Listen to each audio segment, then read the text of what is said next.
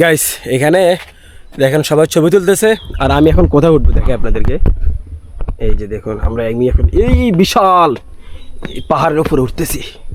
ও মাই god, এগুলো সব বেয়ে বেয়ে আসছি। সব কিছু শেষ করার পর আমি এখন উঠতেছি এই পাহাড়ে। সো এই পাহাড়টা কিন্তু খুবই ভয়ঙ্কর, এখানে কোনো মানুষ নাই, নির্জন এলাকা। আমি মনে মনে বানর খুঁজতেছি গাইস, আমি বানর পাচ্ছি না। আমি খুঁজতেছি যে এক দুটা বানর দেখা যায় কি না, ওই ট্রাই করতেছি, কিন্তু কোনো বানর পাচ্ছি না, কিছু পাচ্ছি না এখানে। আর যদি একটা লেবু পাই তাহলে আমার জন্য আর একটু উপকার হয়। তবে পাহাড়ে মানুষ বলে যে অনেক লেবু গাছ, অনেক লেবু পাওয়া যায়, কিন্তু এখানে আমি কোনো লেবু গাছ দেখছি না। আল্লাহ, পুরা অস্থির হয়ে গেছি, একদম পুরো শেষ। এক কথা বলতে পারেন আমি আর যে মানে অন্য পাহাড়ে উঠবো সে শক্তি আমার নাই গাইস।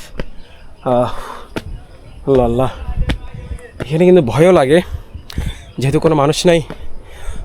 ভয়েই থাকারও কারণ আছে, সে যে ওরা এখানে উঠে গেছে অলরেডি, ওরা উঠে এখানে ছবি তোলা শেষ। এখান থেকে নদী কেমন দেখা যাচ্ছে? নদী, ও এখান থেকে নাকি নদী খুব সুন্দর দেখা যাচ্ছে। আমি এখন উঠে আপনাদেরকে এই জায়গা থেকে নদী দেখাবো। ও আল্লাহ, ব্যাধিস হয়ে গেছি আমি। আল্লাহ, আমার বন্ধু এখানে জানি না কী করতেছে। যাই হোক গাইস, দেখুন আমি এখন এটার উপর উঠতেছি। ও শিট, ওয়াও গাইস, কোথায় আসছি জাস্ট দেখুন, সাগরের ওয়েদার। এই যে পিছনে দেখুন, দেখুন সাগর।